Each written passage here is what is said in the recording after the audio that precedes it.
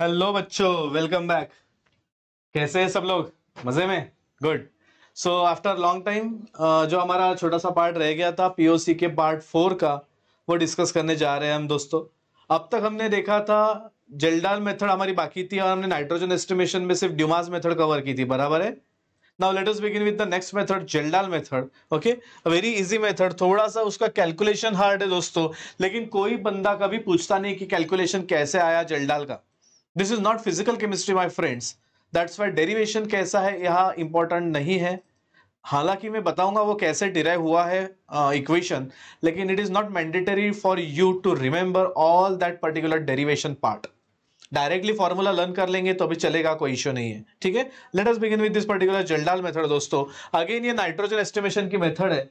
If you remember, हमने last part में देखा था, लास्ट लेक्चर में देखा था कि ड्यूमास मेथड में नाइट्रोजन एस्टिमेट किया जाता है in the form of N2 gas. So here in case of Kjeldahl, nitrogen is estimated in the form of ammonia gas. Ammonia गॅसच्या फॉर्म मध्ये आपल्याला नाइट्रोजनला एस्टिमेट करावं लागतं. इथे कसं ते बघूया. अब यहाँ पे इसके लिए एक असेंबली है जो यहाँ पे रिप्रेजेंट की हुई दोस्तों. पहले इस असेंबली को समझ लो. ये अलग चीज है, ये अलग चीज है दोस्तों, ठीक है। सो यहाँ पे आप देख सकते हैं एक अलग किस्म की हमने फ्लास्क ली हुई है. जेल्डाल नाम के साइंटिस्ट थे, इन्होंने ये मेथड सजेस्ट की थी. तो इस फ्लास्क को उन्होंने खास तैयार किया था, इसलिए इस फ्लास्क को कहते हैं जेल्डाल फ्लास्क. ये अलग तरीके से एक स्टैंड पे नीचे बर्नर रख के सेपरेट की हुई है. इधर का जो पार्ट है, इधर का जो मटेरियल ऑफ कंस्ट्रक्शन है अलग है. हमने एक राउंड बॉटम फ्लास्क ली हुई है, ट्राइपॉड स्टैंड पे रखी हुई है, वहां पे है बर्नर. ओके, इस राउंड बॉटम फ्लास्क को कनेक्ट किया है एक स्पेशल काइंड ऑफ एपरेटस से, जिसको कहते हैं जेल्डाल ट्रैप. ये जेल्डाल ट्रैप क्या है? वो सिर्फ अमोनिया गैस को रिलीज, मतलब धीरे धीरे गैस आगे आगे बढ़ते हैं, अमोनिया गैस को सिलेक्टिवली आगे बढ़ाने के लिए मदद करता है ये ट्रैप. इसके बारे में ज्यादा डिटेल में हम नहीं जाएंगे. ये जेल्डाल ट्रैप कनेक्ट हो चुका है एक कंडेंसर के साथ. कंडेंसर का काम हम जानते हैं, उसके चारों तरफ पानी घूमता रहता है, ठंडा पानी. इनलेट से पानी आता है, इर्द गिर्द पानी घूमता है और आउटलेट से निकल जाता है. तो सेंट्रल वाली जो ये नली है, ये जो हॉलो ट्यूब है, वहां पे हमेशा ठंडापन महसूस होता है. तो इनकमिंग गर्म गैसेस यहाँ पे कंडेंस होके फिर से लिक्विफाई होके नीचे गिरने लगते हैं. ये इस कंडेंसर का मैकेनिज्म है, हम सब लोग जानते हैं. ये कंडेंसर की टिप जरा आप गौर से देखो, ये अंदर की जो हॉलो ट्यूब है पूरी की पूरी डीप हो चुकी है इस कोनिकल फ्लास्क में, जो भी लिक्विड है उसमें, ठीक है. ये है आपका पूरा एपरेटस मटेरियल ऑफ कंस्ट्रक्शन में. यहाँ पे एक और चीज ऐड करना चाहूंगा जो यहाँ पे नहीं दी है, फिर भी आप देख लीजिए, हमें लगने वाली है. So let me draw that particular thing once again over here. पहले मैंने ड्रॉ करके रखी थी लेकिन वो शायद चली गई है, कोई बात नहीं, फिर से ड्रॉ कर लेंगे. हम ड्रॉ कर रहे हैं दोस्तों ब्यूरेट को. ब्यूरेट का मतलब हम सब लोग जानते हैं, आपने फिजिकल केमिस्ट्री का प्रैक्टिकल किया होगा, करेक्ट है. सो ब्यूरेट एक बहुत बड़ी कांच की ट्यूब होती है जिसकी कैपेसिटी इन जनरल 50 ml की हो सकती है. तो इस ब्यूटेल को एक आउटर ओपनिंग होती है बड़ी वाली, और एक छोटी सी नैरो ओपनिंग भी होती है जिसमें टिप होती है कुछ इस तरीके से, लाइक दिस, ठीक है. और यहाँ पे ऐसे ग्रेजुअल मार्किंग्स होती है, 50 ml तक की मार्किंग्स होती है यहाँ पे इस ब्यूरेट में. नीचे हमें कोनिकल फ्लास्क लेना है दोस्तों. से फॉर एग्जांपल दी क्लोनिकल फ्लास्क है इधर, या फिर आप बीकर भी ले सकते हो, आपकी मर्जी, आप कुछ भी ले लीजिए. ऐसा कुछ नहीं कि हमेशा कोनिकल फ्लास्क ही लेना है. This is your conical flask जो कनेक्ट हो चुका होगा इसको इस तरीके से, रबर कॉर्क से बंद कर चुके हैं हम इसको. यहाँ पे जो आपकी ब्यूरेट थी, इसकी जो टिप है इस रबर कॉर्क के अंदर से पास होगी और नीचे आ जाएगी. यहां से इस ब्यूरेट में से कुछ तो भी लिक्विड गिरने वाला है जो हम सॉल्यूशन ले रहे हैं उसमें, ठीक है, जो भी है. नाउ ये मटेरियल ऑफ कंस्ट्रक्शन आपको अभी समझ में आ गया होगा. मैं क्या करता हूँ, यहाँ पे ये भी कर देता हूं कि इस स्टैंड को ये ब्यूरेट भी अटैच्ड है, ये फ्लास्क भी अटैच्ड है. फ्लास्क अटैच नहीं की तो भी चलता है, ऐसा कुछ नहीं है. जो भी है, आपको अभी पूरा मटेरियल ऑफ कंस्ट्रक्शन समझ में आ गया होगा. इसको क्या कहते हैं दोस्तों? It is burette. इसके अंदर क्या प्रेजेंट रहने वाला है? तो NaOH जैसी चीजें प्रेजेंट रहने वाली, लेकिन वो थोड़े बाद में देखते हैं हम. अभी फिलहाल ये मटेरियल ऑफ कंस्ट्रक्शन आपको समझ में आ गया है. गुड. सो आपके जेल्डाल फ्लास्क में दोस्तों, इस जेल्डाल फ्लास्क में आपको 3 चीजें लेनी है. एक और लेना है आपको ऑर्गेनिक कंपाउंड जिसका नाइट्रोजन आपको एस्टिमेट करना है as a quantitative purpose. Organic compound आपने लेना है, उसमें डालना है कॉन्सेंट्रेटेड सल्फ्यूरिक एसिड इस कोनिकल जेल्डाल फ्लास्क में, और उसमें ऐड करेंगे आप कैटालिस्ट कॉपर सल्फेट। सो ये तीनों चीजें, organic compound, copper sulphate, and हमें क्या लेना है दूसरा, कॉन्सेंट्रेटेड सल्फ्यूरिक एसिड, इस जेल्डाल फ्लास्क में ऊपर से कॉटन लगा देना है। इस जेल्डाल फ्लास्क को आप बर्नर से हीट करोगे। इस हीटिंग प्रोसेस को, जिसमें सारी चीजें डिस्ट्रॉय हो जाती है, इस प्रोसेस को फिजिकल केमिस्ट्री के टर्म्स में डाइजेशन कहते हैं।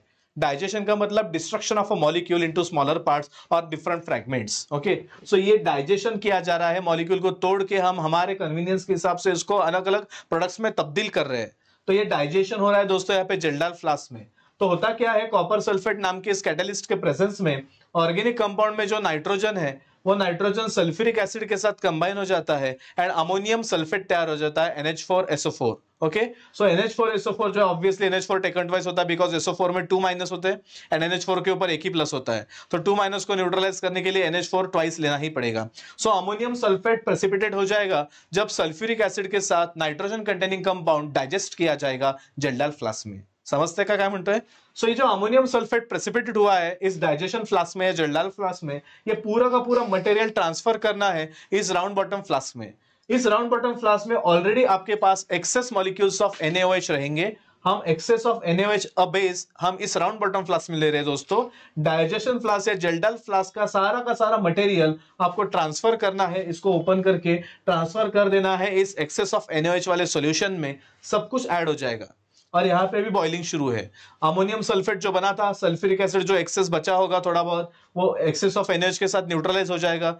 बचा हुआ जो NaOH है अमोनियम सल्फेट के साथ रिएक्ट हो जाएगा एंड अमोनिया गैस रिलीज कर देगा। ये अमोनिया गैस ऊपर आएगा, इस ट्रैप में से अंदर से पास होगा। अमोनिया गैस इस कंडेंसर में आएगा, कंडेंसर में अमोनिया गैस ठंडा हो जाएगा। लिक्विड अमोनिया के ड्रॉपलेट्स इस फ्लास्क में धीरे धीरे गिरेंगे। आपने ऑब्जर्व किया होगा तो ये कंडेंसर की जो भी अंदर की नली है डायरेक्टली एक लिक्विड में इंट्रोड्यूस हुई है। इस लिक्विड में, ये लिक्विड जो है इस कोनिकल फ्लास्क में, ये पहले से ही पता है हमें ऐसा सल्फ्यूरिक एसिड लिया जा रहा है स्पेसिफिक नॉर्मेलिटी या मोलरिटी का।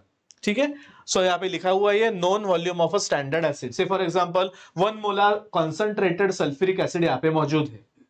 हम जानते हैं ये 1 मोलर है, हमें उसकी नॉर्मेलिटी या मोलरिटी पता है। कॉन्सेंट्रेटेड सल्फ्यूरिक एसिड हमने ले लिया है यहाँ पे और उसका फिक्स्ड अमाउंट भी हम जानते हैं। से फॉर एग्जांपल गम्मत म्हणून ना, इट्स नॉट नेसेसरी, सपोज मान के चलते ये है 50 ml।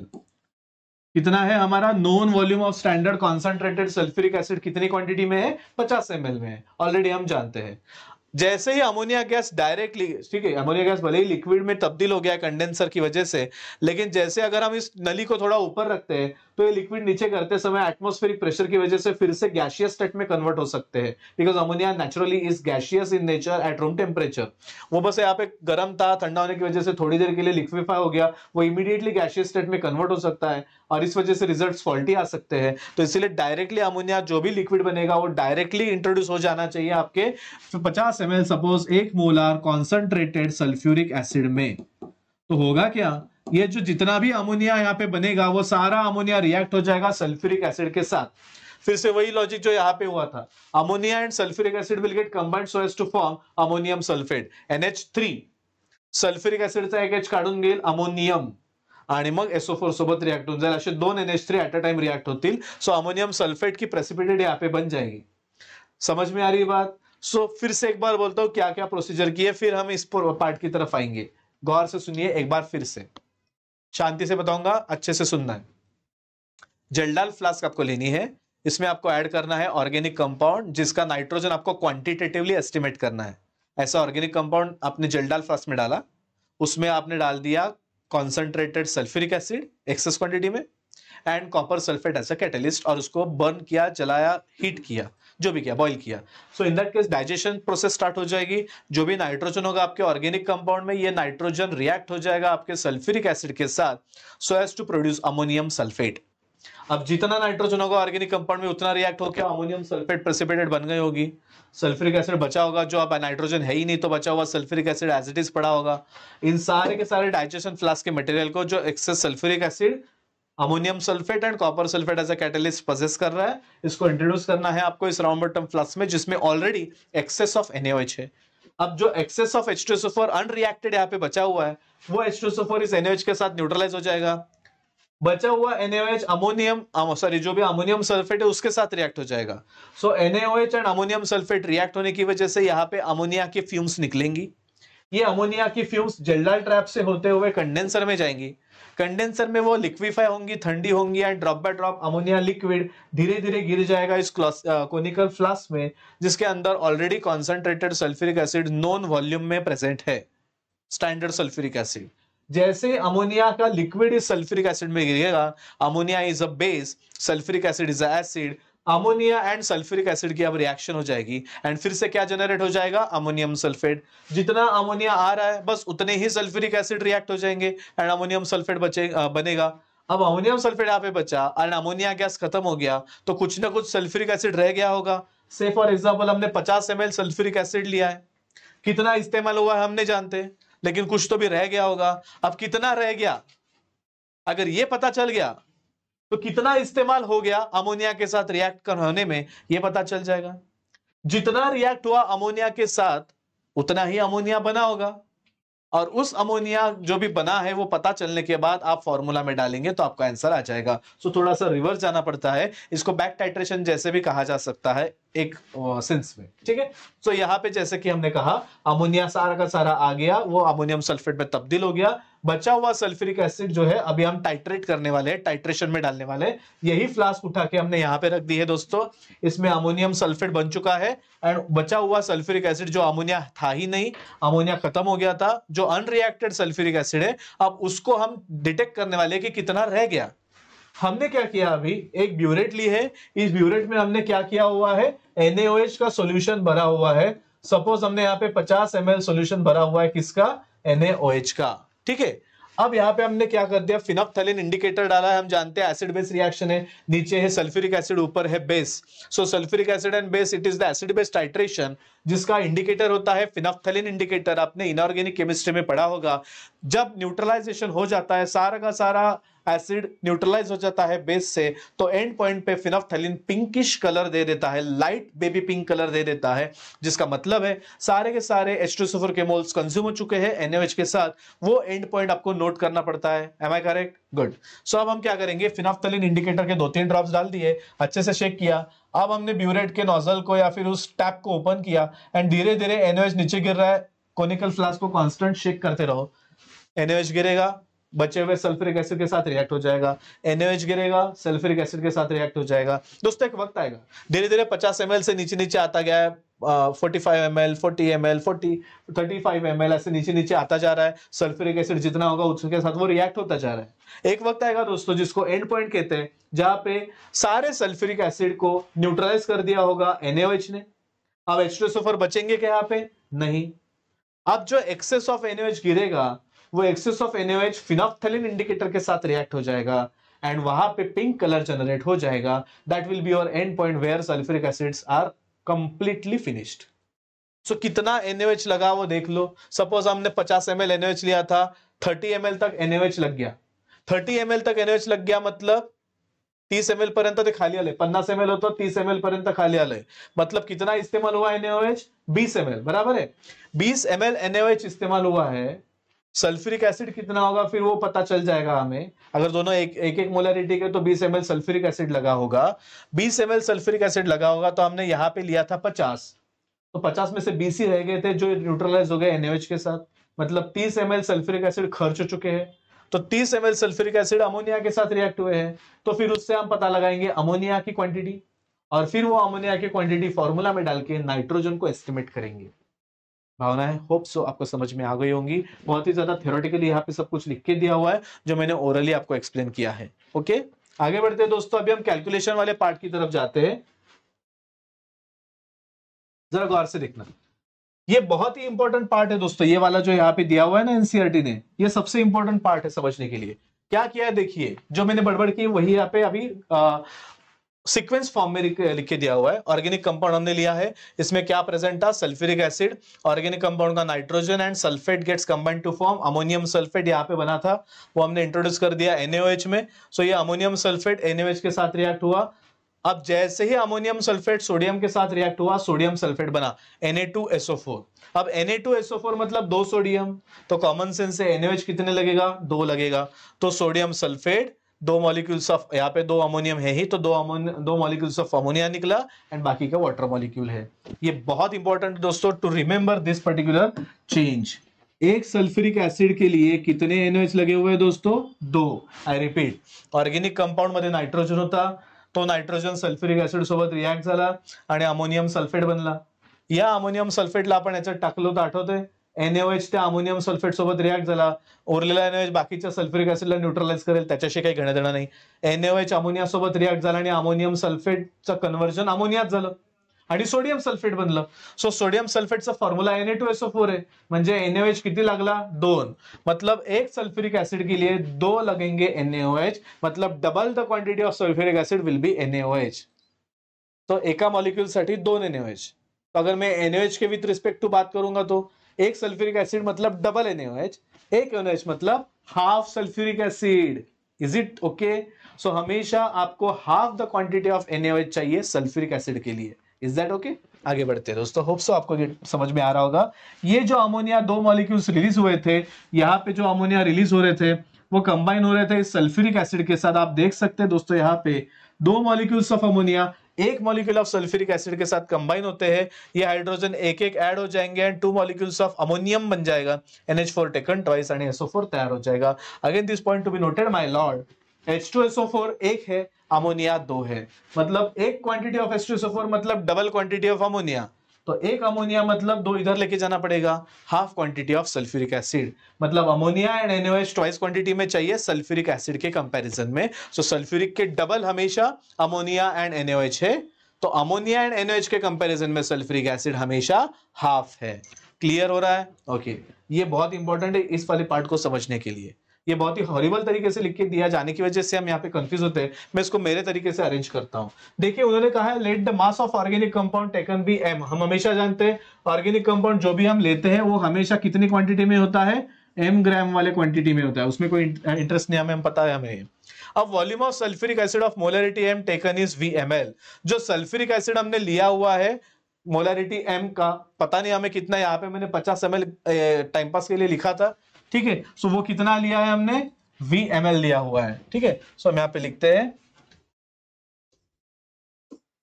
AMT stands for amount of sulfuric acid will be what? VmL, capital VmL, okay. Molarity fix पता होती है हमें, वो स्टैंडर्ड सॉल्यूशन है सल्फ्यूरिक एसिड का।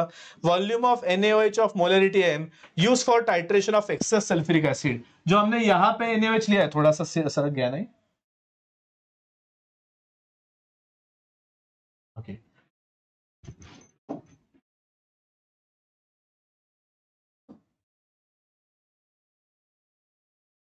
ओके।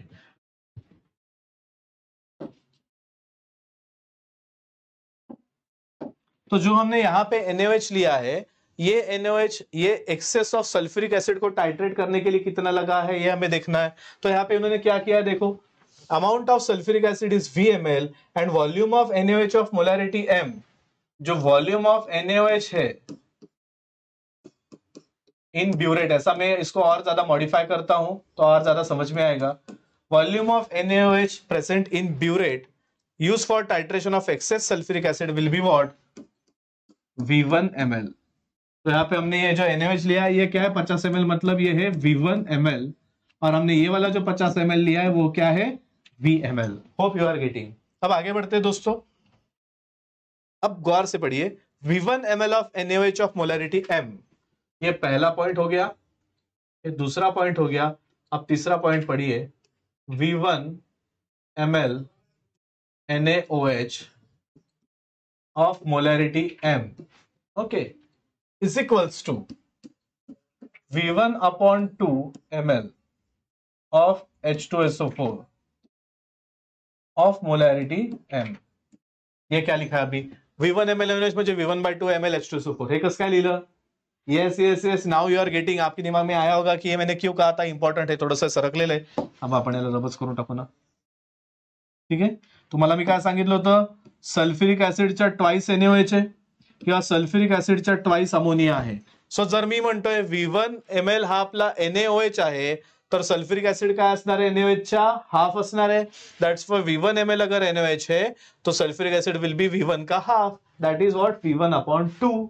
गेटिंग, यही यहाँ पे दिया हुआ है V1/2 ml ऑफ H2SO4. आगे बढ़ते हैं. Volume of H2SO4 of molarity M.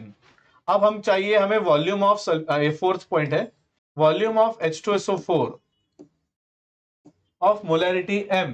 हाँ, अनयूज्ड हमें चाहिए अभी, अनयूज्ड. तो इसके लिए उन्होंने क्या किया जरा देखो, कहां पे गया वो, ये V माइनस V1/2 ml. ये क्या चीज है? V में से हमने V1/2 क्यों माइनस किया? बिकॉज हम जानते हैं V इज व्हाट, ब्यूरेट में प्रेजेंट रहने वाला NaOH, एंड V1/2 H2SO4 क्या है, जो NaOH के लिए न्यूट्रलाइज करने के लिए लगने वाला है. तो यहाँ पे जो है हमारा H2SO4 वो है V1/2, बराबर है. तो हमारे NaOH जो है, हमें क्या निकालना है, H2SO4 अनयूज्ड कितना है, सॉरी हाँ बराबर है, अनयूज्ड कितना है H2SO4. इसके लिए हमने क्या किया, जो V ml ऑफ NaOH है इसमें से हमने क्या माइनस किया, H2SO4 माइनस किया, जो V1/2 है. सो V में से V1/2 जब माइनस होगा तब पता चलेगा हमारे पास H2SO4 अनयूज्ड कितना है. समझ में आ रही बात? वही यहाँ पे लिख के दिया हुआ है. यहाँ पे क्या करना है हमें, इस कोनिकल फ्लास्क में जो V था H2SO4 का, इस V में से हमें क्या माइनस करना है, V1/2. ये V1/2 माइनस करेंगे. V1/2 लिया कहां से है, हम जानते हैं NaOH नीचे नीचे आ रहा है, एंड पॉइंट आ रहा है, तो NaOH जितना लगा उतना ही यहाँ पे सल्फ्यूरिक एसिड होगा. अब NaOH का हाफ होता है सल्फ्यूरिक एसिड, तो हमारा NaOH जितना लगा उसका हाफ कर दो, वो रहेगा आपका सल्फ्यूरिक एसिड अनयूज्ड. तो V में से वो माइनस कर लेंगे तो आपको मिल जाएगा सल्फ्यूरिक एसिड अनयूज्ड. सो इस तरीके से बना है V minus V1/2. Hope so you are getting. Finally अब देखिए, ये हो गया फोर्थ पॉइंट. अब फिफ्थ पॉइंट की तरफ आते हैं. यहाँ पे क्या दिया है, V minus V1/2 ml of sulphuric acid, ठीक है, is equals to 2 into V minus V1/2 ml of ammonia. हा काय प्रकार है आता, ये जो नीचे दिया हुआ है. Yes correct my friends. फिर से यहां पे आते हैं. देख सकते हैं आप, एक सल्फ्यूरिक एसिड के लिए कितना चाहिए अमोनिया, ट्वाइस चाहिए. तो हमारा सल्फ्यूरिक एसिड का हमने फॉर्मूला बनाया था V माइनस V1/2. मतलब V में से V1/2 माइनस किया तो उतना सल्फ्यूरिक एसिड अमोनिया के लिए खर्च हुआ है, बराबर है. सो यहाँ पे हमारा वॉल्यूम ऑफ सल्फ्यूरिक एसिड जो अनरिएक्टेड था वो NaOH की वजह से पता चला है V1/2 है. तो हमने ऑलरेडी टेकन जो भी हमारा सल्फ्यूरिक एसिड था उसमें से NaOH के साथ जो न्यूट्रलाइज हुआ उस सल्फ्यूरिक एसिड को माइनस किया. वो जो वैल्यू आई है हमारे सल्फ्यूरिक एसिड की, उसके डबल अमोनिया इस्तेमाल हुआ होगा. बिकॉज हम देख सकते हैं एक सल्फ्यूरिक एसिड के लिए double the quantity of ammonia चाहिए. इसलिए हम जानते थे हमारा H2SO4 जो अमोनिया के साथ रिएक्ट हुआ है वो V माइनस V1/2 है.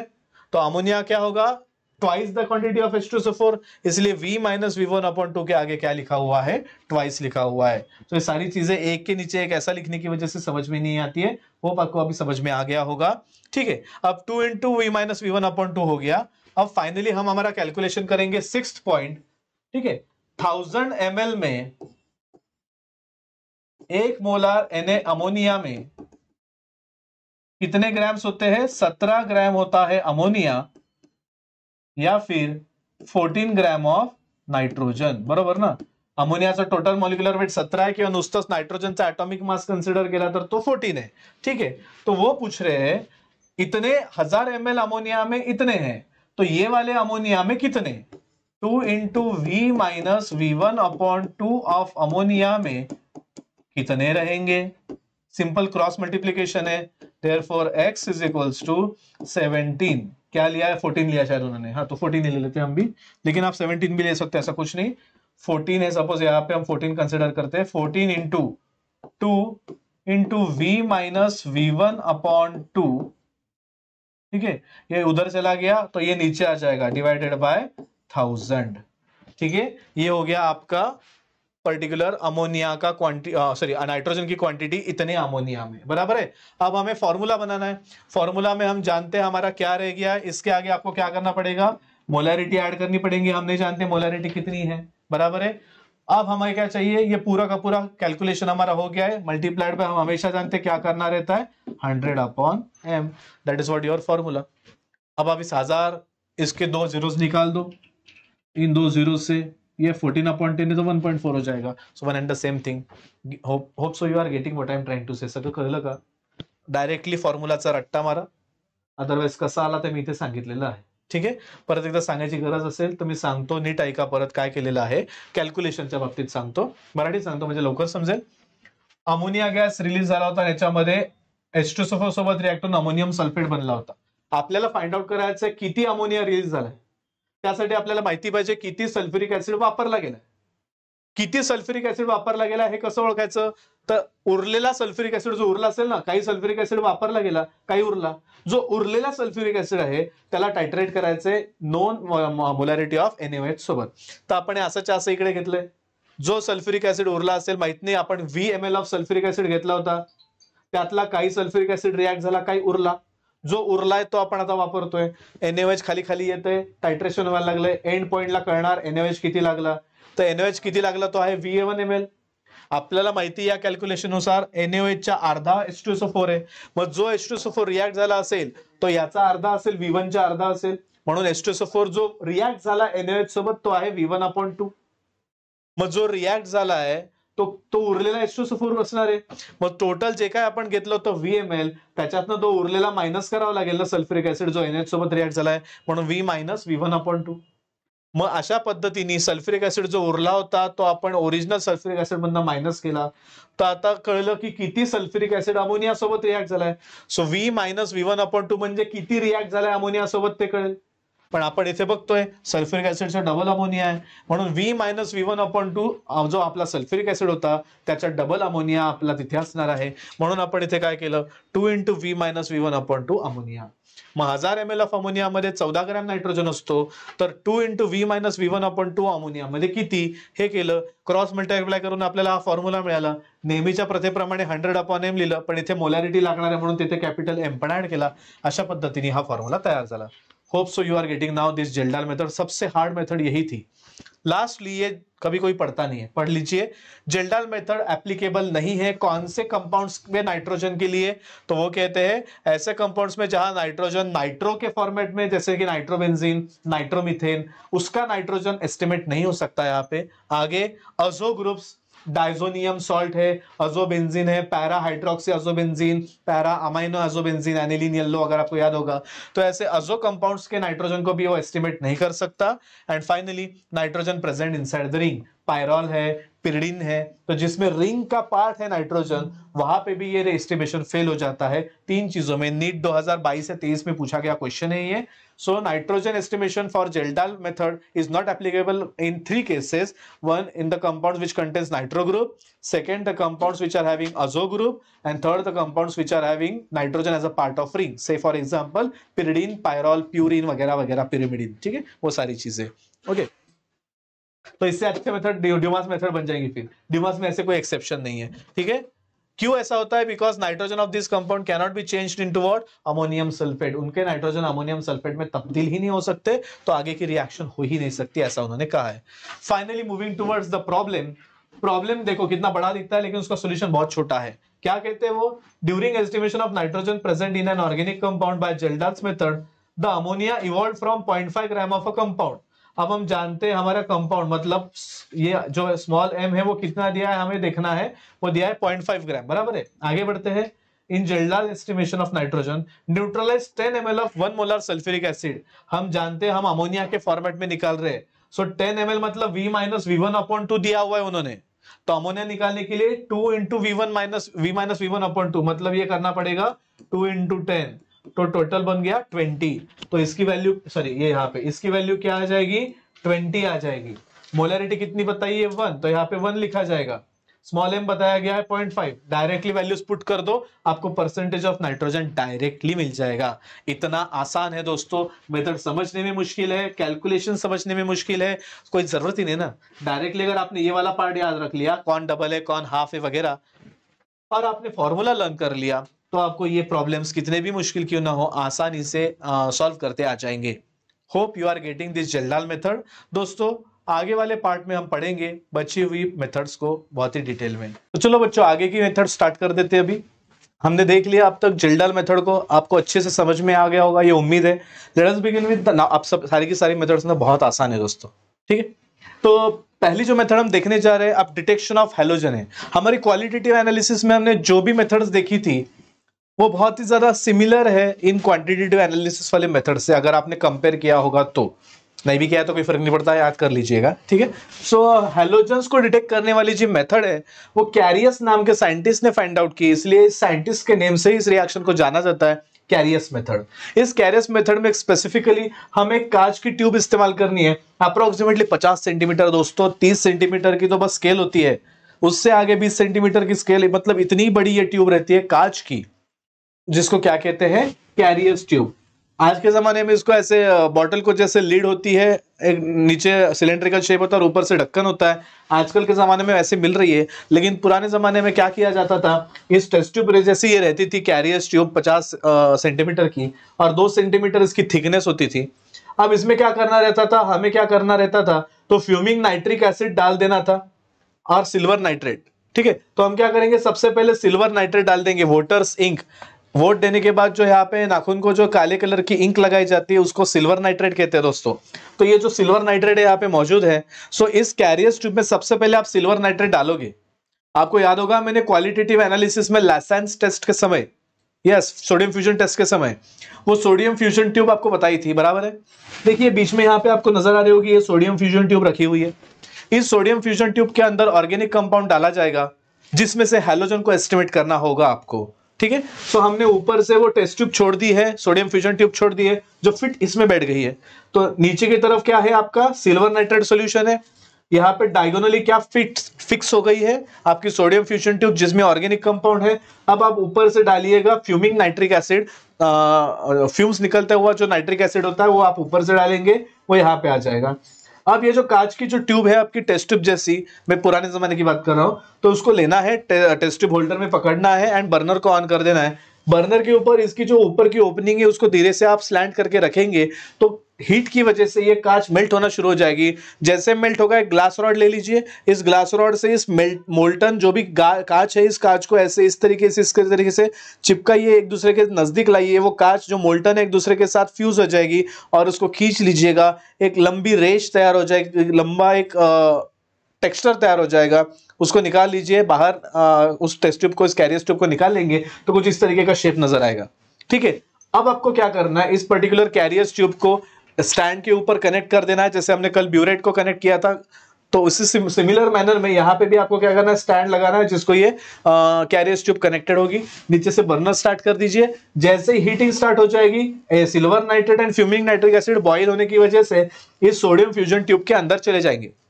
अंदर क्या प्रेजेंट है, ऑर्गेनिक कंपाउंड जिसका एस्टिमेशन हमें करना है। ऑर्गेनिक कंपाउंड में हैलोजन है, ऑब्वियसली वो ऑर्गेनिक इसलिए कार्बन तो होगा ही, हाइड्रोजन भी है, बराबर है।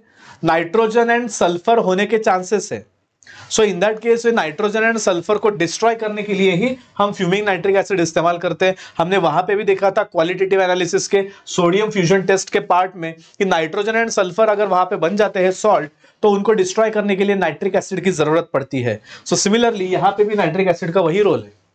अब हमारे पास सिल्वर नाइट्रेट जो है वो हमारे इस कंपाउंड के हैलोजन के साथ कंबाइन हो जाता है एंड सिल्वर हैलाइड की प्रेसिपिटेट बन जाती है। इफ यू रिमेंबर, अगर AgCl बन गया, अगर क्लोरीन होगा ऑर्गेनिक कंपाउंड में तो AgCl की प्रेसिपिटेट मिलेगी जो व्हाइट कलर की होती है। अगर इस कंपाउंड में ब्रोमीन होगा तो NO3 रिप्लेस हो जाएगा, ब्रोमीन लग जाएगा, AgBr की येलोइश कलर की प्रेसिपिटेट आ जाएगी।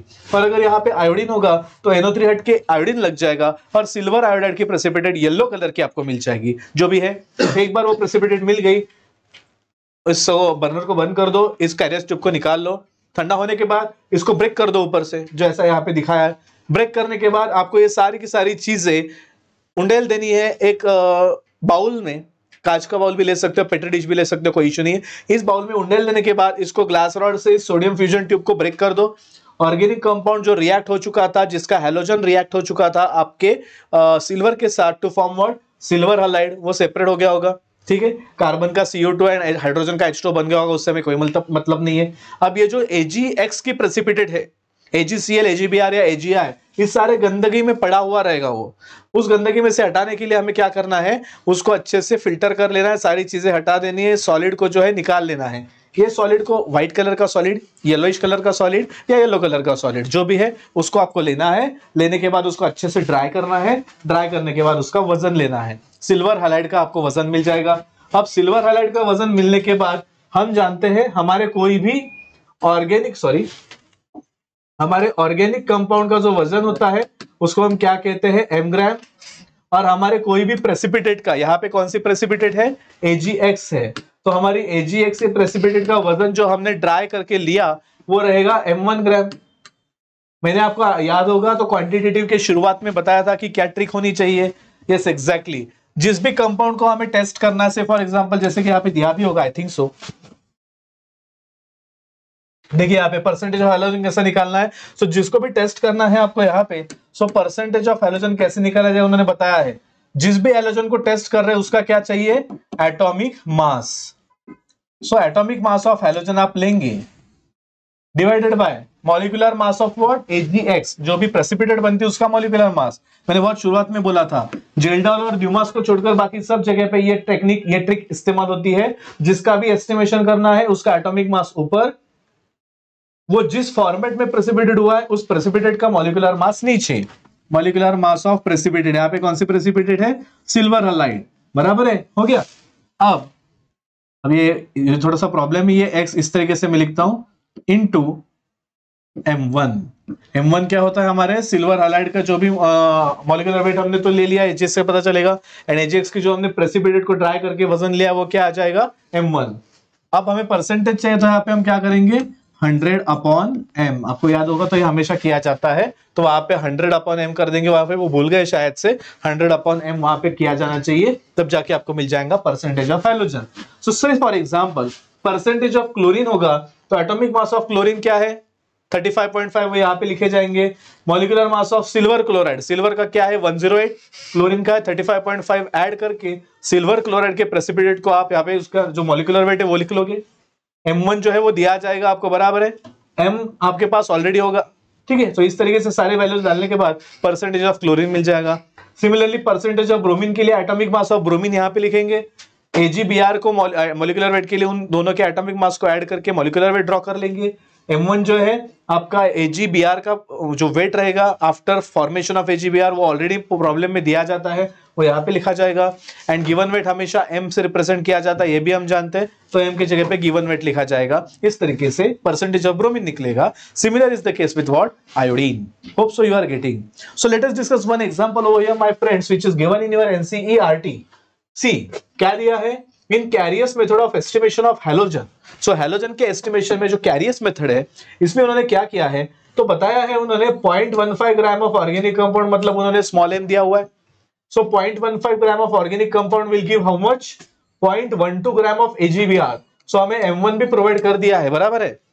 Find out the percentage of bromine. What is the main problem, इतना आसान है। तो हम यहाँ पे क्या करेंगे, मॉलिक्यूलर वेट ऑफ AgX निकालना पड़ेगा। ब्रोमीन का एटॉमिक मास होता है 80 एंड सिल्वर का अभी बताया 108।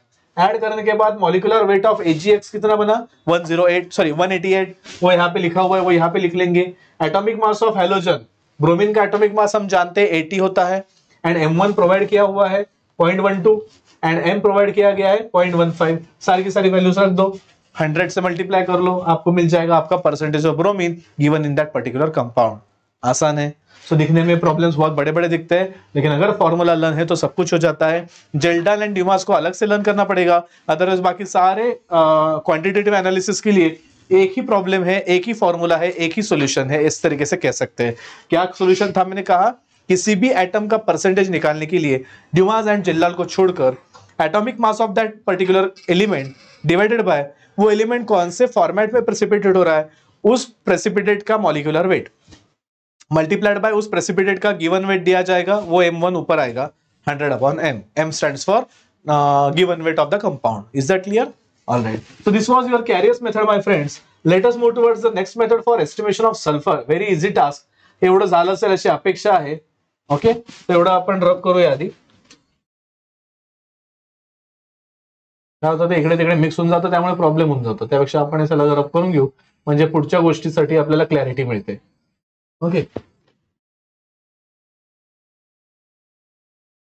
Okay, so let us begin with the next method of estimation of sulphur, quantitative estimation करना है दोस्तों। यहाँ पे सल्फर के एस्टिमेशन के लिए भी आपको क्या करना है, कैरियस ट्यूब का इस्तेमाल करना है। अब कैरियस ट्यूब आपने देखी कैसी होती है, कैरियस मेथड जैसी ही है। कैरियस ट्यूब में आपको यहाँ पे इस जो सोडियम फ्यूजन ट्यूब में है, इस सोडियम फ्यूजन ट्यूब में क्या लेना है फिर से, यस करेक्ट, ऑर्गेनिक कंपाउंड लेना है जिसमें सल्फर है ऐसा बिलीव किया जा रहा है। ऊपर से आप क्या डालने वाले हो यहाँ पे बताया, फ्यूमिंग नाइट्रिक एसिड, या फिर आप क्या डाल सकते हो, सोडियम पेरोक्साइड Na2O2 भी डाल सकते हो, या फ्यूमिंग नाइट्रिक एसिड भी रह सकता है। ठीक है, अब सिल्वर नाइट्रेट के जगह पर आपको क्या करना है, बेरियम क्लोराइड डालना होगा। कहां पे दिया है, सॉरी, हाँ बराबर, एक्सेस ऑफ बेरियम क्लोराइड यहाँ पे डाला जाएगा और बॉईल किया जाएगा। जैसे बॉईल करेंगे ये बेरियम क्लोराइड इसमें घुस जाएगा। ठीक है, नाइट्रिक एसिड तो एज ऑक्सीडाइजिंग एजेंट यहाँ पे मौजूद है ही, या फिर सोडियम पेरोक्साइड भी ले सकते हो। जो भी सल्फर है वो सल्फर का ऑक्सीडेशन हो जाएगा, जैसे हमारे क्वालिटेटिव एनालिसिस में हुआ था, सल्फर का ऑक्सीडेशन होकर क्या बनेगा, यस सल्फ्यूरिक एसिड। यह सल्फ्यूरिक एसिड यहाँ पे बन गया होगा। इस सल्फ्यूरिक एसिड में हमने क्या डाला हुआ है, barium chloride. So barium chloride and sulphuric acid gets combined, H2SO4 plus barium chloride, double displacement reaction हो जाएंगी। क्या प्रेसिपिटेट हो जाएगा, बेरियम सल्फेट की प्रेसिपिटेट आ जाएगी and 2 molecules of HCl will be removed, जिसमें हमें कोई इंटरेस्ट नहीं है। बेरियम सल्फेट की प्रेसिपिटेट है, कैरियस ट्यूब को तोड़ दो, फिल्टर कर लो, जो फिल्ट्रेट होगी बेरियम सल्फेट की जो प्रेसिपिटेट वहां पे मिलेंगी, उस बेरियम सल्फेट की प्रेसिपिटेट को ड्राई कर लो, उसका वजन ले लो। ये वजन जो रहेगा बेरियम सल्फेट का, इसको क्या कहा जाएगा दोस्तों, M1। M मतलब वेट ऑफ गिवन कंपाउंड। ठीक है, तो यहाँ पे हमारा फॉर्मूला साफ जाहिर है, परसेंटेज ऑफ सल्फर निकालना है, तो एटॉमिक मास ऑफ सल्फर कितना होता है, 32। ठीक है, divided by molecular weight of barium sulphate में निकालना पड़ेगा, यहाँ पे दिया इसलिए मैं डायरेक्टली ले लेता हूं। How much gram, 233 gram. So 233 gram of barium sulphate multiplied by M1, जो बेरियम सल्फेट का गिवन वेट दिया जाएगा प्रेसिपिटेट का, वो यहाँ पे लिखेंगे, मल्टीप्लाइड बाय 100/m। यही है क्या, देख लो, 32 into M1 into 100, 233 into M। Yes exactly. So देखिए याद रखना भी बहुत आसान है। ऊपर 32 हमें याद रहता है सल्फर का एटॉमिक मास, नीचे है 32 के जगह पे 33 और आगे 2 लगा देना है, 233। इस तरीके से इसको याद रख सकते हो। भले ही आपको एग्जाम में प्रॉब्लम में ये नहीं दिया हो कि बेरियम सल्फेट का मॉलिक्यूलर वेट क्या है, तो निकालना बहुत आसान। सल्फर का एटॉमिक मास है 32, बेरियम सल्फेट में 32 की जगह पे 33 करो एंड 2 आगे लिखो, 233। इस तरीके से hope so you are getting the method of estimation of sulphur quantitatively. Clear है क्या, ऑलराइट गुड। सो आगे बढ़ते हैं दोस्तों, अभी हम प्रॉब्लम को डिस्कस किया जाना चाहिए तो कर लेते हैं। देखिए प्रॉब्लम क्या कहता है, आपके पास भी NCERT होगी, बहुत ही आसानी से समझ में आ जाएगा क्या किया जाना चाहिए। पढ़िए जरा, प्रॉब्लम नंबर 8.24 दिया हुआ है, in sulphur estimation 0.157 gram of an organic compound. ये जो ऑर्गेनिक कंपाउंड है उसका कितना ग्राम दिया है, 0.157, मतलब हमें क्या प्रोवाइड किया गया है, स्मॉल m। आगे बढ़ते हैं, gave 0.4813 gram of barium sulphate, में जानता हूं आगे बेरियम सल्फेट ही होगा, तो ये क्या दिया हुआ है आपको, M1। आगे बढ़ते हैं, ठीक है, देखिए बेरियम सल्फेट दिया हुआ है, थोड़ा सा एनलार्ज कर लेता हूं आपके लिए। ठीक है, तो बेरियम सल्फेट दिया हुआ है, वो पूछ रहे what is the percentage of sulphur, तो हमारे फॉर्मूला में डाल दो, आंसर आ जाएगा डायरेक्टली। कितना आसान है, गेटिंग। आपने फिजिकल केमिस्ट्री एंड फिजिक्स जैसे बड़े बड़े भयानक सब्जेक्ट्स के प्रॉब्लम्स को हैंडल किया है, आपके लिए ये बहुत ही आसान प्रॉब्लम्स रहेंगे ऐसा मैं मानता हूं, बस फॉर्मूला लर्न करने की देरी है। क्लियर, आगे बढ़ते दोस्तों। Next method is what, detection of phosphorus quantitatively. Qualitative analysis of phosphorus में जो लॉजिक्स हमने लगाए थे, जो स्टेप्स हमने फॉलो की थी, सेम स्टेप्स हमें फास्फोरस के क्वांटिटेटिव एनालिसिस में भी इस्तेमाल करनी है। जरा देखते आइए किस तरीके से करना है इसको, थोड़ा सा और इलाज किया जाए, होप सो दिख रहा होगा आपको। आगे बढ़ते हैं, देखिए क्या करना है हमें, सेम कुछ किसी बीकर ले लो, किसी बीकर में आपको क्या करना है, ऑर्गेनिक कंपाउंड का नोन मास मतलब स्मॉल m लेना है, उसमें क्या ऐड कर दीजिएगा, फ्यूमिंग नाइट्रिक एसिड ऐड कर दीजिएगा। जैसे ही फ्यूमिंग नाइट्रिक एसिड ऐड करेंगे, fuming nitric acid is oxidising agent, हमने क्वालिटेटिव एनालिसिस में भी देखा था। जो ऑर्गेनिक कंपाउंड में फास्फोरस होगा, जैसे ऑर्गेनिक कंपाउंड का sulphur corresponding acid sulphuric acid में कन्वर्ट हुआ, वैसे ऑर्गेनिक कंपाउंड का फास्फोरस करस्पॉन्डिंग एसिड किस में कन्वर्ट होगा, फास्फोरिक एसिड में कन्वर्ट होगा। Very good. So in that case phosphoric acid में जब वो कन्वर्ट हो जाएगा, तो इस फास्फोरिक एसिड, देखो इस तरीके से मैं इसको लिख भी देता हूं। सो ऑर्गेनिक कंपाउंड हमें लेना है, मैं उस समय भी लिख के दिया था मैंने आपको, ये ऑर्गेनिक कंपाउंड में फास्फोरस है, इसमें क्या ऐड किया जा रहा है, HNO3 ऐड किया जा रहा है, इसकी वजह से यहाँ पे तैयार होने वाला है H3PO4। इस फॉस्फोरिक एसिड को अलग अलग तरीके से प्रेसिपिटेट किया जा सकता है। दो मेथड्स बताई हुई है क्वांटिटेटिव एनालिसिस में। फर्स्ट मेथड में आपको क्या करना है, अमोनियम फॉस्फोमोलिब्डेट डाल दीजिए, सॉरी अमोनियम फॉस्फोमोलिब्डेट बनाना है। कैसे बनाया जाएगा, अमोनिया एंड अमोनियम मोलिब्डेट डाल के। सो यहाँ पे ऐड कीजिएगा अमोनिया एंड अमोनियम मोलिब्डेट। सो जैसे आप अमोनिया एंड अमोनियम मोलिब्डेट डालेंगे, फॉस्फेट जो है फॉस्फोरिक एसिड का अमोनियम मोलिब्डेट के साथ कंबाइन हो जाएगा। आपको याद होगा उस समय भी हमने ये बनाया था ammonium phospho molybdate, yellow colour की प्रेसिपिटेट होती थी ये। यस एग्जैक्टली, मैंने आपको वहां पे उस समय फॉर्मूला कैसे लर्न किया जाए ये भी बताया था। बहुत ही आसान है, अमोनियम से हम लिखेंगे अमोनियम का फॉर्मूला NH4 टेकन कितना, thrice, exactly NH4 taken thrice. Phosphate की वजह से PO4 यहाँ पे लिखा जाएगा एंड मोलिब्डेट मतलब MoO3। सो कितने मॉलिक्यूल्स थे उस समय, 12 molecules of MoO3 if you remember. इसकी येलो कलर की प्रेसिपिटेट बन जाती है, बराबर है। अब आगे बढ़ते हैं। दूसरी मेथड क्या कहती है दोस्तों, अलग पेन से रिप्रेजेंट कर देता हूं। अब आप अमोनियम फॉस्फोमोलिब्डेट को इस्तेमाल करो या फिर अल्टरनेटिवली और एक मेथड है, वो क्या है, आपको यहाँ पे फॉस्फोरिक एसिड को प्रेसिपिटेट करना है by using what, magnesia mixture. So यहाँ पे आप ऐड करेंगे मैग्नीशिया मिक्सचर। सो जैसे ही आप मैग्नीशिया मिक्सचर ऐड करेंगे, क्या बन जाएगा, ये वाला कंपाउंड। जैसा अमोनियम फॉस्फोमोलिब्डेट था, तो मैग्नीशिया मिक्सचर जब डालेंगे तो यहां पे बनेगा मैग्नीशियम अमोनियम फॉस्फेट। अब इसका स्ट्रक्चर अगर आप देखते हो तो नाम से समझ में आ रहा है, मैग्नीशियम मतलब Mg रहेगा, अमोनियम मतलब NH4 रहेगा एंड फॉस्फेट मतलब PO4 रहेगा। लेकिन दोस्तों this is not your actual product और एक्चुअल प्रेसिपिटेट। फर्दर इसको इग्नाइट करना है, मतलब हीट करना है। जैसे आप इसको हीट करेंगे इन प्रेजेंस ऑफ ऑक्सीजन, इसका फर्दर ऑक्सीडेशन हो जाएगा और जैसे कि यहाँ पे बताया है क्या मिलेगा, Mg2P2O7। इसका नाम है मैग्नीशियम पायरोफॉस्फेट। ठीक है, तो आपको ये वाली प्रेसिपिटेट एक तो दी जाएगी या फिर ये वाली प्रेसिपिटेट दी जाएगी। पता नहीं क्या दिया जा सकता है प्रॉब्लम में। Either you have been given for detection of phosphorus the precipitate of ammonium phosphomolybdate or the precipitate of magnesium pyrophosphate। जो भी दिया है आपके पास फॉर्मूला है, वही फॉर्मूला इस्तेमाल करना है। बस ड्यूमास एंड जेल्डाल के लिए थोड़ा सा अलग है, हम देख चुके हैं। तो क्या फॉर्मूला था, percentage of phosphorus is equals to what, yes atomic mass of phosphorus divided by what, molecular weight of that particular precipitate. अगर मैग्नीशियम अमोनियम फॉस्फोमोलिब्डेट दिया होगा तो इसका मॉलिक्यूलर वेट लेना है, अगर मैग्नीशियम पायरोफॉस्फेट दिया होगा तो इसका मॉलिक्यूलर वेट लेना है, मल्टीप्लाइड बाय M1। इन दोनों में से जो भी प्रेसिपिटेट दी होगी उसका वेट भी दिया जाएगा, वो M1 की जगह पे लिखेंगे, multiplied by 100/m, that's it. M मतलब given weight of the organic compound. यहाँ पे उन्होंने मेंशन किया होगा, देखिए कहीं पे तो भी, हाँ देखो यहाँ पे, गौर से देखिएगा, molar mass of ammonium phosphomolybdate is what 1877। लक्षात ठेवायला सोपं आहे। 1857 पहला उठाव झाला होता, 1857 को सबसे पहले हमारे यहाँ पे वॉर हुआ था, बस उसमें 20 ऐड कर दीजिए, 1877 इस तरीके से याद रखिएगा।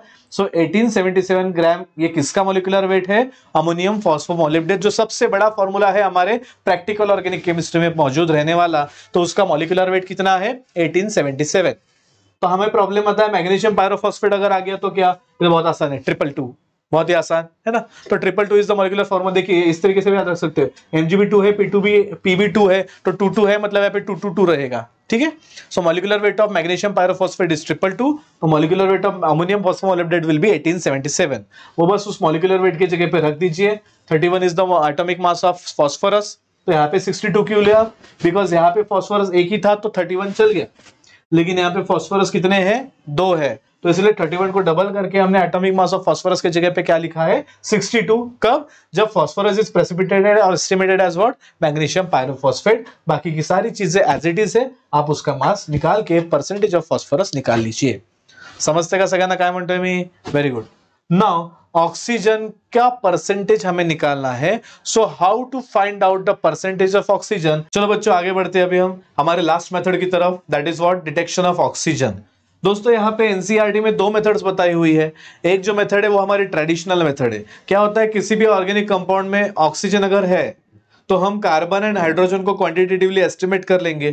उस कार्बन एंड हाइड्रोजन का जो हमने क्वांटिटेटिव एस्टिमेशन देखा था ना यूट्यूब वाला, उसको लेबिक्स मेथड भी कहते हैं। ठीक है, तो उस मेथड से हम कार्बन एंड हाइड्रोजन का परसेंटेज निकाल लेंगे। अगर हैलोजन होगा तो हैलोजन वाली कैरियस मेथड है, उससे हम हैलोजन का परसेंटेज निकाल लेंगे। सिमिलरली अगर सल्फर एंड फास्फोरस है तो उसका भी परसेंटेज निकाल लेंगे। अब इन सब परसेंटेजेस को टोटल कर देंगे। किसी भी मॉलिक्यूल में 100% अगर सारे एलिमेंट्स है और बाकी के सारे एलिमेंट्स के परसेंटेजेस आपने निकाले हैं या आपको ऑलरेडी प्रोवाइड किए हुए हैं किसी क्वेश्चन में, तो ये सारे परसेंटेजेस को ऐड कर दीजिए एंड 100% में से माइनस कर दीजिए। तो जो वैल्यू बचेगी वो डेफिनेटली किसके रहेगी, ऑक्सीजन का परसेंटेज रहेगा। यही इस शुरुआती फर्स्ट पैराग्राफ में जो नीचे दिया और यहाँ पे ऊपर है उसमें बताया हुआ है।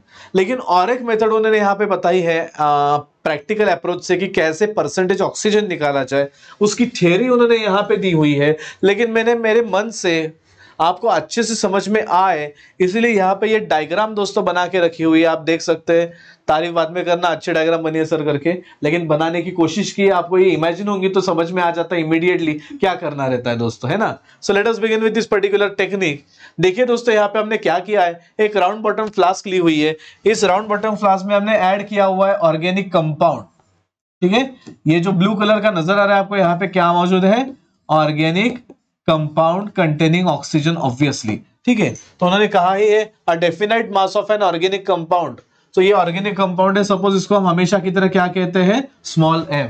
सो ऑर्गेनिक कंपाउंड का यहाँ पे डेफिनेट मास है। हमने ऊपर से नाइट्रोजन गैस भर के रखा हुआ है, वो बंद कर दी हुई है अराउंड बॉटम फ्लास्क। यहाँ पे पूरा का पूरा नाइट्रोजन का एनवायरमेंट है। भाई नाइट्रोजन का ही क्यों, बिकॉज अगर ऑक्सीजन का एनवायरमेंट यहाँ पे आ गया, हम डिटेक्शन कर रहे हैं हमारे ऑर्गेनिक कंपाउंड में प्रेजेंस ऑफ ऑक्सीजन का और कितनी क्वांटिटी में है वो उसका। अगर ऑलरेडी यहाँ पे ऑक्सीजन है तो फॉल्टी रिजल्ट्स आ जाएंगे ना। तो इसी वजह से हम क्या करते हैं, एहतियात के तौर पर हम नाइट्रोजन से वो पूरा का पूरा एटमॉस्फेयर फिल कर लेते हैं। इन दैट केस साइड ट्यूब है यहाँ पे, इस साइड ट्यूब को मैंने यूट्यूब से कनेक्ट किया हुआ है। इस यूट्यूब में हमने ऑलरेडी कोक भरा हुआ है। अगर आपने कुचेरोव रिएक्शन इमेजिन की है अल्काइंस की, जो आपको याद होगी, अल्काइन का एसिडिक हाइड्रेशन किया था, कीटो इनॉल टॉटोमरिज्म हुआ था, ठीक है बराबर है। तो वो कुचेरोव रिएक्शन के समय हमें जो अल्काइन चाहिए वो इथाइन, हम इंडस्ट्रियल मेथड है कुचेरोव।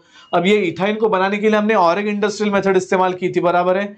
वो इंडस्ट्रियल मेथड कौन सी थी, यस उसको वोलर्स प्रोसेस कहते हैं दोस्तों। सो कैल्शियम कार्बाइड से हम बनाते थे पानी डाल के इथाइन। लेकिन कैल्शियम कार्बाइड कैसे बनता था, एनसीईआरटी में इसके स्टेप्स बताई हुई है। कैल्शियम कार्बोनेट को हीट करो, कैल्शियम ऑक्साइड बनेगा। कैल्शियम ऑक्साइड को कोक के साथ ट्रीट करो, कैल्शियम कार्बाइड बनेगा। तो उस समय मैंने आपको बताया था कोक क्या होता है, एक बार फिर से बता दूं, इट इज प्योर कार्बन। लकड़ियों को जलाने के बाद जो ऐश रह जाएगी, उस ऐश को भी फिर से जलाया जाता है।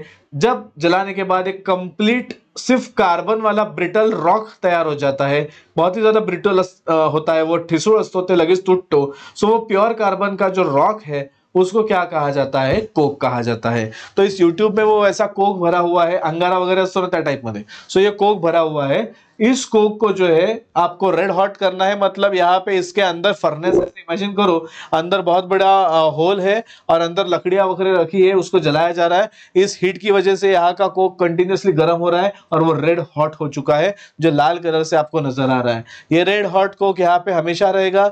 इस यूट्यूब का कनेक्शन एक फ्लास्क में अटैच्ड है। एक फ्लास्क में ऑलरेडी हमने क्या लेके रखा हुआ है, आयोडीन पेंटॉक्साइड गर्म करके रखा हुआ है। अगर आप कंटिन्यूस उसको वार्म रखना चाहते हो तो यहाँ पे और एक बर्नर लगा दो, वो कंटिन्यूसली वार्म भी रह जाएगा। असेंबली समझ में आ गई, गुड। तो अभी हम क्या करेंगे, हमारे बर्नर को ऑन करेंगे। अब इस बर्नर को जैसे ही हम ऑन करेंगे, यहाँ पे जो ऑर्गेनिक कंपाउंड रहेगा, नाइट्रोजन का एनवायरमेंट होने की वजह से इस ऑर्गेनिक कंपाउंड में जो भी कार्बन है वो कार्बन क्या होगा, सॉरी जो ऑक्सीजन है वो ऑक्सीजन यहाँ पे कार्बन के साथ रिएक्ट हो जाएगा। लेकिन जैसे कि हम जानते हैं नाइट्रोजन का एनवायरमेंट होने की वजह से वो डिस्ट्रॉय हो जाएगा। यहाँ पे इतना नहीं बताया है लेकिन मैंने थोड़ा सा एलोबरेट करके बता दिया एग्जैक्टली क्या होता है। सो फाइनली डिकम्पोज होके क्या बनने वाला है, ऑक्सीजन ही बनने वाला है, बिकॉज कार्बन तो बहुत कम क्वांटिटी में है। सारे के सारे जितने भी ऑक्सीजन जुड़े हुए रहेंगे वो फाइनली एक एक करके टूट जाएंगे एंड ऑक्सीजन से यहाँ पे तैयार हो जाएंगे। यहाँ पे दिखा हुआ है, देखिए आप देख सकते हैं, मैं अलग पेन से यहाँ पे रिप्रेजेंट करता हूँ। तो यहाँ पे हमने कंपाउंड लिया है ऑर्गेनिक कंपाउंड, इस ऑर्गेनिक कंपाउंड का डिकम्पोजिशन हुआ है हीट के प्रेजेंस में, और क्या जनरेट हुआ है दोस्तों, ऑक्सीजन गैस लिबरेट हुआ है। अब ऑक्सीजन गैस है, नाइट्रोजन भी है और बाकी के भी गैसियस प्रोडक्ट्स मीथेन मीथेन बन सकते हैं यहाँ पे, वो सब निकलेंगे। निकलने के बाद वो सारे के सारे आ जाएंगे उस यूट्यूब में। तो वो कह ही रहे हैं the mixture of this gaseous products containing oxygen is passed over a red hot Coke. अब यहाँ पे जो है ऑक्सीजन है ये रेड हॉट कोक में से पास किया जाएगा। जैसे ही रेड हॉट कोक में से पास होगा, कोक मतलब कार्बन, कार्बन एक ऑक्सीजन के साथ कंबाइन होकर क्या बना देगा, कार्बन मोनोऑक्साइड गैस। तो इस यूट्यूब में क्या तैयार होगा, हो गया होगा दोस्तों, कार्बन मोनोऑक्साइड गैस तैयार हुआ होगा। ये कार्बन मोनोऑक्साइड गैस इसमें से बाहर होगा, पास आउट होगा इस पर्टिकुलर फ्लास्क में जिसमें ऑलरेडी वार्म आयोडीन पेंटॉक्साइड है। जैसे ही यहाँ पे आप हीटेड पे आयोडीन पेंटॉक्साइड के साथ ट्रीट करोगे, इसका कन्वर्जन हो जाएगा कार्बन डाइऑक्साइड में।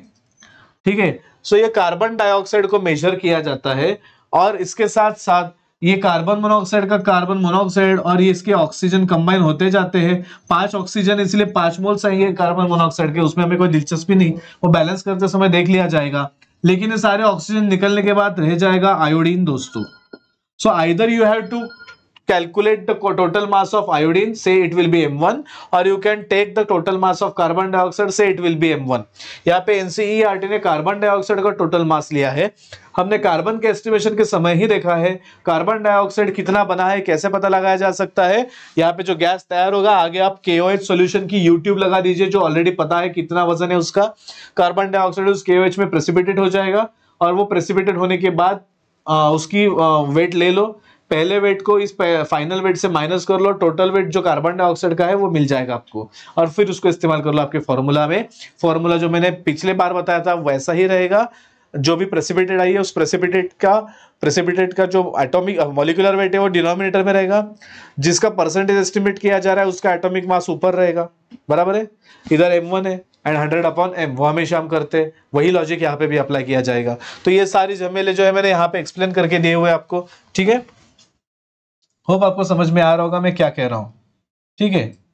इसको हम रब कर देंगे अभी, ये ऑलरेडी हमने इस डायग्राम के माध्यम से दिखाया है आपको, ठीक है ना। अभी हम रिएक्शन देखते हैं क्या हो रही है। सो जैसे कि कहा, ऑर्गेनिक कंपाउंड जो है ऑक्सीजन रिलीज कर रहा है, और वो किस में कंबाइन हो रहा है, कोक के साथ कंबाइन हो रहा है। ये ऑक्सीजन कहां से आ रहा है, फ्रॉम, या फिर ऐसा कर लेते हैं हम, रुकिए थोड़ा सा, हाँ इसको इस तरीके से दिखाएंगे। इस ऑर्गेनिक कंपाउंड से आया ऑक्सीजन ड्यू टू हीटिंग, ठीक है, डिकम्पोजिशन हो रहा है उसका, तो ऑक्सीजन आया, ऑक्सीजन किस में कंबाइन हो रहा है, इस रेड हॉट कोक के साथ कंबाइन हो रहा है, और क्या जनरेट कर रहा है, यस दोस्तों, कार्बन मोनोऑक्साइड जनरेट होगा, बराबर है। अब बैलेंस कीजिएगा दोस्तों, 2 ऑक्सीजन इधर, एक ही ऑक्सीजन में 2 मॉलिक्यूल्स डालने पड़ेंगे। अब 2 कार्बन हो गए, इधर भी 2 मॉलिक्यूल्स डालने पड़ेंगे, इसलिए आपकी ये पहली रिएक्शन आ गई, 2 molecules of carbon plus O2, बहुत ही ज्यादा हीट है यहाँ पे, ऑब्वियसली 2 मॉलिक्यूल्स ऑफ CO बन गए, बराबर है। इतना समझ में आया, गुड। अब ये कार्बन मोनोऑक्साइड किस में पास हो रहा है, आयोडीन पेंटॉक्साइड में, तो हम यहाँ पे लिख लेते हैं carbon monoxide plus what, iodine pentoxide, ठीक है। देखिए यहाँ पे भी लिखा हुआ है iodine pentoxide plus carbon monoxide. हम जानते हैं क्या जनरेट होने वाला है, आप भी थोड़ी देर पहले बताया था, कार्बन डाइऑक्साइड जनरेट हो जाएगा एंड आयोडीन लिबरेट हो जाएगा। अब इन दैट केस जरा देखिए, आयोडीन पेंटॉक्साइड में 5 ऑक्सीजन है ना, तो इस वजह से हम क्या करेंगे, दोनों भी तरफ 5 से मल्टीप्लाई कर देंगे, okay. So in that case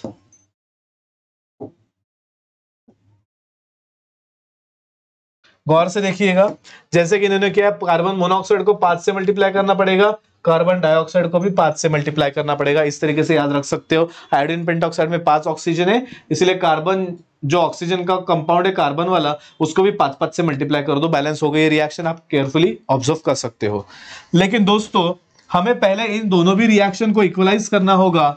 अब इन दोनों भी रिएक्शंस को तभी इक्वलाइज किया जा सकता है जब कार्बन मोनोऑक्साइड इक्वलाइज होंगे, बिकॉज हम क्या चाहते हैं, कार्बन डाइऑक्साइड की क्वांटिटी चाहते हैं। तो यहाँ पे उन्होंने मेंशन किया है, on making the amount of carbon monoxide produced in the equation A, the first equation, to the amount of the carbon monoxide used in the equation B, we have to multiply by the coefficients of carbon monoxide present in the both reactions respectively. So ऊपर के case में जो 2 है, उस 2 नाम के coefficient से हमें नीचे वाली रिएक्शन को, टोटल रिएक्शन को क्या करना होगा, मल्टीप्लाई करना होगा, और यहाँ पे जो नीचे 5 है, इस ऊपर वाली रिएक्शन को टोटली मल्टीप्लाई करना होगा 5 से, तब जाके इक्वलाइज हो जाएगा। तो देखिए 5 × 2 will be 10 carbon, 5 into O2 will be 5 oxygen, 5 into 2 will be 10 carbon monoxide, नीचे 5 into 2 will be 10 carbon monoxide जो कैंसिल हो जाएंगे, 2 into 2 molecules of iodine pentoxide, 2 into 5 will be 10 carbon dioxide and 2 into I2 will be twice I2. Hope you are getting. So देखिए दोस्तों 5 into O2 में यहां पे बस इतना ही लिख रहा हूं, 5 O2 अगर हम लेते हैं तो 2 into 5 10 molecules of carbon dioxide release होते हैं. सो अगर हम इसका रेशियो देखते हैं दोस्तों तो एक ऑक्सीजन के बदौलत 2 कार्बन डाइऑक्साइड रिलीज होते हैं. So it will be double the quantity of oxygen released. जो भी CO2 मिलने वाला है वो CO2 हमारे पास जितने ऑक्सीजन है हमारे ऑर्गेनिक कंपाउंड में उसके डबल मिल रहा है. ये बहुत ही इंपॉर्टेंट चीज है दोस्तों याद रखने की. ठीक है, तो देखिए यहाँ पे उन्होंने इसीलिए क्या किया, उसको मल्टीप्लाई कर दिया. We find that each mole of oxygen liberated from the compound will produce 2 molecules of carbon dioxide. Each oxygen 2 molecules of carbon dioxide बनाएगा. 5 से डिवाइड करेंगे तो ये यहाँ पे एक ही O2 रह जाएगा, उधर ट्वाइस CO2 बन जाएगा. Hope you are getting. अब आगे इसीलिए उन्होंने क्या कहा, हमारे पास जो हमारा जो हमेशा का फॉर्मेट है, कौन सा फॉर्मेट है आपको याद होगा दोस्तों, यहाँ पे ऊपर लिख के दिखाता हूं मैं. हम क्या करेंगे, यहाँ पे परसेंटेज ऑफ ऑक्सीजन निकालेंगे. अब परसेंटेज ऑफ ऑक्सीजन कैसे निकाला जाएगा, एटॉमिक मास ऑफ ऑक्सीजन कितना चाहिए, कितना चाहिए 32 बराबर है. एटॉमिक मास एक ऑक्सीजन का 16 है, O2 का कितना होगा 32. इसलिए एटॉमिक मास ऑफ ऑक्सीजन हम उसका परसेंटेज निकाल रहे, तो जिसका परसेंटेज निकालते हैं उसका एटॉमिक मास ऊपर लिखते हैं, divided by molecular weight of what, जिस फॉर्मेट में वो प्रेसिपिटेट मिली उसका मॉलिक्यूलर वेट निकालना है. ऑक्सीजन का 32 है, कार्बन का कितना है 14 बराबर है. 32 प्लस 10 42 प्लस 4 46, 46 का सेल सॉरी 12 आहे कार्बनचं, मी पण काय ओके फिजिकल केमिस्ट्री असल्यामुळे थोडंफार होतं ते. सो 32 आणि 10 42 आणि 2 44 44 मॉलिक्यूलर वेट हो गया कार्बन डाइऑक्साइड का. लेकिन ऑक्सीजन अगर 32 लिया जाए, एक मॉलिक्यूल अगर ऑक्सीजन लिया जाए, इसको और ज्यादा मॉडिफाई कर लेते हैं हम, मतलब एक ऑक्सीजन है तो कितने ट्वाइस CO2 दिए जा रहे हैं ना. तो आप देख सकते हैं दोस्तों अगर मेरा ऑक्सीजन एक लिया जाए तो मुझे ट्वाइस CO2 मिल रहे हैं. CO2 का मॉलिक्यूलर वेट अगर 44 है तो ट्वाइस CO2 का मॉलिक्यूलर वेट कितना होगा 88. Very good. इसीलिए molecular weight of this CO2 यहाँ पे उसके जगह पे हम क्या लिख रहे हैं 88 लिख रहे हैं. अब आगे जानते हैं हम हमारा क्या लिखना होता है, CO2 का जो भी M1 दिया जाएगा आपके प्रॉब्लम में वो लिखना है multiplied by what 100 upon M. This will be what percentage of oxygen. If you require the percentage of oxygen with respect to iodine pentoxide, उन्होंने मेंशन भी किया है, the percentage of oxygen can be derived from the amount of iodine produced. मग iodine produce किती झाला त्याच्यावरून सुद्धा काढता येतं, बट उन्होंने वो बियॉन्ड स्कोप कहा है, उन्होंने CO2 के हिसाब से दिया है. फॉर्मूला यहाँ पे देख लो 32 into M1 into 100 divided by 88 into M will be the percentage of oxygen. समजलंय का काय करायचंय, पक्क या स्लाइडला या पूर्ण जे काय आपली रिकॉर्डिंग आहे हिला शांतपणे इसको बार बार सुनो, समझ में आ जाएगा. जहां जहां पे कुछ भी दिक्कतें आती है feel free to ask me, मेरे पास आ जाइएगा, मैं आपको बता दूंगा किस तरीके से जो भी आपके क्वेरीज है इस रिलेटेड उसको मैं आपको एक्सप्लेन करवा दूंगा. ठीक है, hope you are getting. So here we end up with what percentage of oxygen, how to calculate percentage of oxygen over here. And बहुत ही ज्यादा निग्लेक्टेड पार्ट होता है, सबसे आखिर का पार्ट किसी भी चैप्टर का. दोस्तों आपको पता होगा मेरी ये आदत है, मैं कहीं से भी कोई भी लाइन डाल देता हूं एग्जाम में, है ना, बहुत मुश्किल हो जाती है मेरा पेपर सॉल्व करने के लिए. मी खूप विचारपूर्वक NCERT ची लाइन टू लाइन वाचून स्वतःचे क्वेश्चंस फ्रेम करतोय, तो मी बघितलेला आहे. सो यहाँ पे भी एक ऐसा ही पैराग्राफ है जो कोई पढ़ता नहीं है, शायद नीट वाले डाल दे इसके ऊपर क्वेश्चन, तो इसीलिए आपको आदत रहे लास्ट लाइन तक पढ़ने की. इसीलिए मैं कहता हूँ हर चीज पढ़ते जाओ, ठीक है, नहीं तो वाट लगती कभी एग्जाम में गड़बड़ हो जाती है, मार्क्स नहीं मिलते फिर, और आपको लगता है पेपर हार्ड है. NCERT के बाहर तो कुछ नहीं था. तो देखिए दोस्तों, presently the estimation of elements in an organic compound is carried out by using micro quantities of substances and automatic experimental techniques. आज के जमाने में ऑटोमेटिक एक्सपेरिमेंटल टेक्निक्स अवेलेबल है, ये इतना सारा झमेला करने की कोई जरूरत नहीं होती जो अब तक हमने देखा है. तो आपके दिमाग में बहुत गालियां आ रही होंगी कि यार क्या क्यों डाला, फिर ये पता होना चाहिए ट्रेडिशनल मेथड्स क्या है. कभी भी ये ऑटोमेटिक टेक्निक्स दगा दे सकती है, गड़बड़ हो सकती है, बंद पड़ सकती है, तो हमारा काम रुकना नहीं चाहिए. इसीलिए हमें ट्रेडिशनल मेथड्स भी पता होना बहुत जरूरी है, इस वजह से भी उन्होंने दिया है.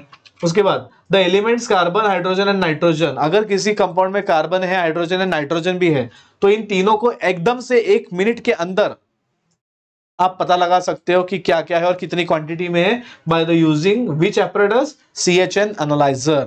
CHN elemental analyzer is that instrument which is used for determination of a quantity of carbon, hydrogen and nitrogen present in a single compound at the same time or simultaneously. ठीक है, ये यहाँ पे दिया हुआ है. The analyzer requires only very small amount of substance. बहुत ही कम substance चाहिए, ऑर्गेनिक सब्सटेंस. से फॉर एग्जांपल 1 से 3 मिलीग्राम, इतनी कम क्वांटिटी अगर आप डालते हो ऑर्गेनिक कंपाउंड की, फिर भी वो एनालाइजर एक्यूरेटली बता सकता है उतनी कम क्वांटिटी में भी कार्बन, नाइट्रोजन एंड हाइड्रोजन है या नहीं, और अगर है तो कितनी क्वांटिटीज में है या नहीं वो भी. ठीक है, and displays the values on the screen within a short time. Yes, exactly. A detailed discussion of such methods is beyond the scope of this book. तो इस बुक के बाहर ये सारी चीजें हैं, लेकिन इन्होंने CHN एनालाइजर दिया है तो इसके बारे में आपको इंफॉर्मेशन हमेशा याद रहनी चाहिए. दोस्तों, यहाँ हमारा ये जो सफर था प्रैक्टिकल ऑर्गेनिक केमिस्ट्री का, यही खत्म होता है, ऐसा मैं डिक्लेयर करता हूँ. होप आपको ये सारी की सारी टेक्निक समझ में आ गई होंगी. कुछ डाउट होता है तो फिर से एक बार मैं कहता हूं, मेरे पास आके मुझसे मिलिए, हम उस डाउट्स को डेफिनेटली सॉल्व करेंगे. NCERT की ये सारे पॉइंट्स को लाइन टू लाइन पढ़ो. अगर POC के ऊपर क्वेश्चन आता है तो NCERT की ही कोई लाइन उठा के वो क्वेश्चन बना सकते हैं, no doubt. Detection of functional group वाला जो हमारा पार्ट था वो एक्स्ट्रा का था, NCERT में एक जगह पे नहीं दिया हुआ है, वो स्कैटर्ड है, और कुछ एक्स्ट्रा के पॉइंट्स जो NCERT में नहीं है. तो डिटेक्शन ऑफ फंक्शनल ग्रुप्स तो मेरे नोट्स के ऊपर डिपेंडेंट रहो, और लेकिन ये सारी चीजें मेरे नोट्स पे भी डिपेंडेंट रह सकते हो. लेकिन ये मेरे आपसे हमेशा गुजारिश रहेंगी कि NCERT लाइन टू लाइन पढ़ के उसको बाय हार्ट डेफिनेटली करो, हर चैप्टर को, चाहे वो इनऑर्गेनिक, फिजिकल या ऑर्गेनिक क्यों ना हो. ठीक है दोस्तों, तो मिलते हैं कभी फिर से फुर्सत में कुछ नई चीज को लेकर. तब तक के लिए bye bye, have a nice day, take care and wish you all the best.